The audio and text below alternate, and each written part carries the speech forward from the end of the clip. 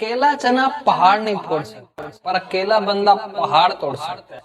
एक बंदा अमेरिका से रूस गया पुराने मिसाइल के टुकड़े खरीदने ताकि उनसे कुछ ऐसा बना सके जो आज तक कोई नहीं बना पाया था। रॉकेट। जमीन से उड़ने वाला नहीं, उड़कर जमीन पर वापस उतरने वाला रॉकेट। ऐसा रॉकेट जो किसी ने सोचा भी नहीं कि पॉसिबल होगा। अगर किसी ने सोचा होगा तो उसके पास कोई आइडिया नहीं होगा कि कैसे जमीन पर रॉकेट को वापस उतारना है, और अगर किसी के पास आइडिया भी होगा तो इसने किया नहीं होगा। लेकिन ये बंदा जो रॉकेट की अलिफ बे भी नहीं जानता था, जिसने किसी कॉलेज में रॉकेट इंजीनियरिंग डिग्री नहीं ली थी, वो बंदा ऐसा रॉकेट बनाने चला था जो इस टाइम रॉकेट बनाने वाली बड़ी बड़ी कंपनीज को भी नहीं पता होगा। जमीन पर वापस उतरने वाला रॉकेट लॉन्च तो कई साल से होते आए थे। कोई रॉकेट को लैंड करके दिखाए तो इसे कहेंगे रियल दुनिया का सच्चा आयरन मैन। इस बंदे से रूस वालों ने जरूरत से ज्यादा पैसे मांगे। यहाँ तक के कहा जाता है कि रूस में जो इस बंदे की मीटिंग हुई थी, कमेटी के साथ में, इस मीटिंग में इस बंदे का बहुत मजाक उड़ाया गया। यहाँ तक कि इसके मुंह पर थूका भी गया, ये भी कहा जाता है। और इसे कहा गया कि तेरे पास पैसे तो है नहीं, तू आ गया मिसाइल खरीदने। ये बंदा बिना अपनी डील पूरी किए वापस अपने मुल्क आ गया और इसी दिन से किताब उठा ली इस सवाल के जवाब में कि मैं क्यों नहीं बना सकता रॉकेट।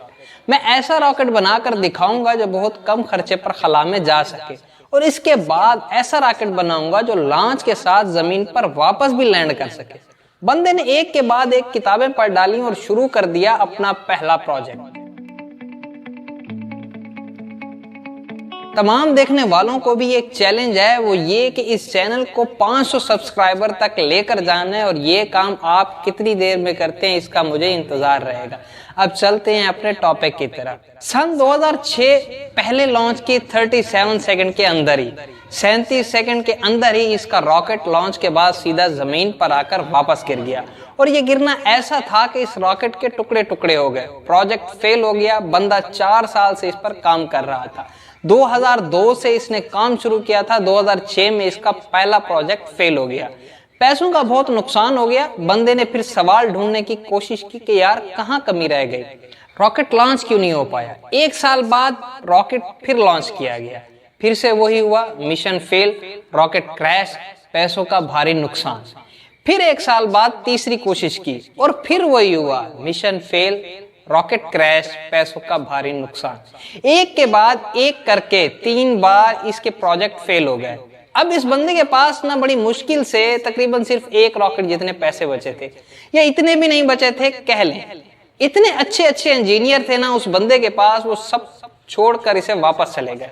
लेकिन इस बंदे में इतना जुनून था, इतना होमवर्क इसने कर रखा था कि इसने सोचा कि यार एक बार और ट्राई करते हैं। लेकिन इसके पास इतने पैसे नहीं थे कि अच्छे इंजीनियर्स को हायर कर सके, और ये घटिया इंजीनियर्स को रखना नहीं चाहता था। तो इसने ये डिसाइड किया कि मैंने इतनी पढ़ाई कर रखी है, वो किस लिए, तो क्यों ना इस बार प्रोजेक्ट का चीफ इंजीनियर मैं ही बन जाऊं। वो बंदा खुद चीफ इंजीनियर था जिसने रॉकेट साइंस की कोई इंजीनियरिंग डिग्री नहीं ले रखी थी। बड़ी अजीब सी बात थी, बहुत रिस्की काम था। ये पैसों का पहले ही बहुत भारी नुकसान हो चुका था, लेकिन इस बंदे की हिम्मत का नुकसान कोई नहीं कर पाया था। पूरी जान इसने चौथी कोशिश में लगा दी, और इसके बाद में कुछ ऐसा हुआ ना जो आज तक कोई नहीं कर पाया। पूरी दुनिया ने एक नजारा देखा, दुनिया का सबसे कम बजट में उड़ने वाला रॉकेट पूरी कामयाबी से लॉन्च हो चुका था। साइंस की दुनिया में ऐसा वाकया पहली बार हुआ था, लेकिन इतने कम बजट के अंदर किसी रॉकेट को लॉन्च करना पहली बार हुआ था। ऐसा करके दिखाया इस बंदे ने जिसको किसी ने रॉकेट बनाना नहीं सिखाया था। इस बंदे की कंपनी को आज दुनिया स्पेस एक्स के नाम से जानती है, और इसके रॉकेट में इतनी जान है ना कि नासा भी अपने कई सैटेलाइट इस स्पेस एक्स के जरिए खला में भेज चुकी है। जब इस बंदे के 3 फेल लॉन्च के बाद में चौथा लॉन्च कामयाब हुआ ना, तो कामयाब होते ही नासा ने कहा भाई हमें, यानी नासा वालों को चाहिए आपका ये रॉकेट। और इस कामयाब तजर्बे के बाद 2-4 महीनों के अंदर ये डील पक्की भी हो गई, क्योंकि इससे पहले नासा का बहुत खर्चा होता था सैटेलाइट को लॉन्च करने में। लेकिन ये बंदा यहीं पर नहीं रुकने वाला था। इसने कहा कि ऐसा रॉकेट बनाऊंगा जिसे बार बार इस्तेमाल किया जा सके। आमतौर पर क्या होता है, जब सैटेलाइट को स्पेस में लॉन्च करना होता है तो वो सैटेलाइट को खला में लेकर जाता है, तो साथ साथ इसको कैरी करने वाला रॉकेट भी साथ चला जाता है। फिर इसको आप इस्तेमाल नहीं कर सकते दोबारा, क्योंकि वो खत्म हो जाता है, इस्तेमाल के काबिल वो रहता ही नहीं है। यानी ये बंदा ऐसा रॉकेट बनाना चाहता था जो स्पेस में जाकर अपना काम करके बहिफाजत जमीन पर वापस आकर लैंड हो जाए, ताकि इस रॉकेट में सिर्फ फ्यूल भरना पड़े और फिर वो वापस स्पेस में जाने के लिए तैयार हो जाए। जब इस बंदे ने 2011 में ऐलान किया कि मैं लैंड करने वाला रॉकेट बनाना चाहता हूँ, तो काफी लोगों ने इसका मजाक उड़ाया। बड़े बड़े लोगों ने कहा कि ये फालतू का काम है, क्योंकि हवाई जहाज तो लैंड कर सकता है लेकिन किसी रॉकेट को लैंड करवाना नामुमकिन है। लेकिन इस बंदे के दिमाग में नामुमकिन नाम की कोई चीज नहीं थी। इसके दिमाग में सिर्फ जिद थी कि मैं लैंड करने वाला रॉकेट जरूर बनाऊंगा, सबको गलत साबित करके दिखाऊंगा। बंदे ने अगले 4 साल तक दिन रात एक कर दिया, बहुत सारे फेल रॉकेट टेस्ट किए। आखिरकार 2015 में पूरी दुनिया ने फिर से एक बार इस तरह का नजारा देखा जो वो आज तक हॉलीवुड की फिल्मों में ही देखती आई थी।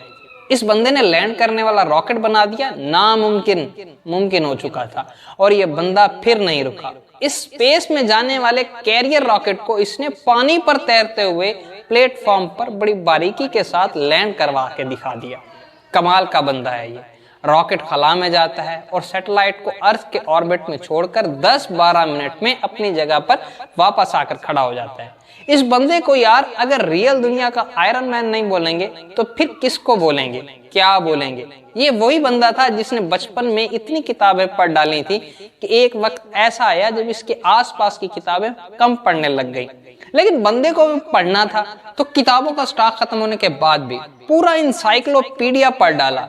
ये बंदा अब दुनिया का अमीर तरीन इंसान बन चुका है। वो बंदा जिसका ये कहकर मजाक उड़ाया गया था कि तुम्हारे पास पैसे तो है नहीं और तुम आ गए हो मिसाइल खरीदने।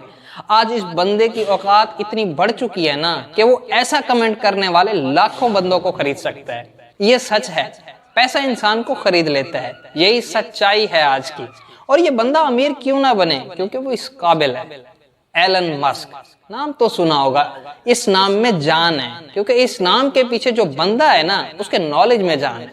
कहानी यहीं पर खत्म नहीं होती। एलन मस्क ऐसे बहुत सारे काम करना चाहते हैं जो आज शायद नामुमकिन लगते हैं, पर यह नहीं भूलना चाहिए कि वो लैंडिंग वाला रॉकेट भी किसी वक्त नामुमकिन लगता था। इनके बहुत सारे ऐसे प्रोजेक्ट चल रहे हैं जिनके बारे में कोई सोच भी नहीं सकता। इनमें से एक फेमस प्रोजेक्ट है हाइपर रूफ, जिसमें जमीन पर हवाई जहाज से भी ज्यादा स्पीड में ट्रेवल करने का तरीका होगा। ये ऐसी टेक्नोलॉजी होगी। अब थोड़ी सी बात करते हैं पाकिस्तान की। हमारे मुल्क में तकरीबन 70% आबादी नौजवानों की है। ये इतनी ज्यादा परसेंटेज है कि कई मुल्कों की इतनी आबादी भी नहीं है। हमारे मुल्क में भी ऐसे टैलेंट की कोई कमी नहीं है। जरूरत है तो सोच को विजन देने की, विजन के लिए आइडिया जनरेट करने की और आइडिया को एक्शन में बदलने की। एलन मस्क का प्लान है कि मुस्तकबिल करीब में जमीन के अलावा भी कोई ऐसी जगह ढूंढना चाहते हैं, ऐसी जगह पर अपनी बस्ती बनाना चाहते हैं जहां पर इंसान महफूज रह सके। मुस्तकबिल में कोई सयारा जमीन से टकरा जाए और जमीन से जिंदगी ठीक उसी तरह खत्म हो जाए जिस तरह कई साल पहले डायनासोर जमीन से चले गए थे, गायब हो गए थे। और इसलिए एक प्रोजेक्ट ये भी शामिल है कि मार्स पर इंसानों की बस्ती बनाई जाए। इनका बड़ा ही पक्का विजन है। इस जैसा विजन आज की हमारी यूथ में होना बहुत जरूरी है। अगर ये बंदा कर सकता है ना, तो समझ सकते हो कि इंसान का दिमाग कितना पावरफुल है, इंसान को हिम्मत कितनी पावरफुल है, इंसान की काबिलियत क्या है और इंसान के लिए क्या नामुमकिन है। एलन मस्क का मानना है कि फेल होने से नहीं डरना चाहिए, क्योंकि फेल होना भी एक ऑप्शन होता है, लेकिन काम ना करना कोई ऑप्शन नहीं होता। ये खुद मानते हैं कि ये एक हफ्ते में लगभग 120 घंटे काम करते हैं। अगर 7 से डिवाइड करोगे ना तो लगभग 17 घंटे के आसपास आएंगे एक दिन के। कई बंदे तो इतना सोते होंगे। इनका कहना है कि मैं वो काम नहीं करता जो जरूरी है, मैं वो काम करता हूँ जो मुझे लगता है कि मुझे करना चाहिए। इनकी बातें बड़ी सादा हैं भाई, कि अच्छे स्कूल और कॉलेज में जाने से बंदा पढ़ा लिखा नहीं हो जाता है। क्योंकि मैं कभी भी हार्वर्ड यूनिवर्सिटी में नहीं पढ़ा, लेकिन फिर भी वहां पर पढ़ चुके कई टैलेंटेड स्टूडेंट और इंजीनियर मेरे अंडर में काम करते हैं।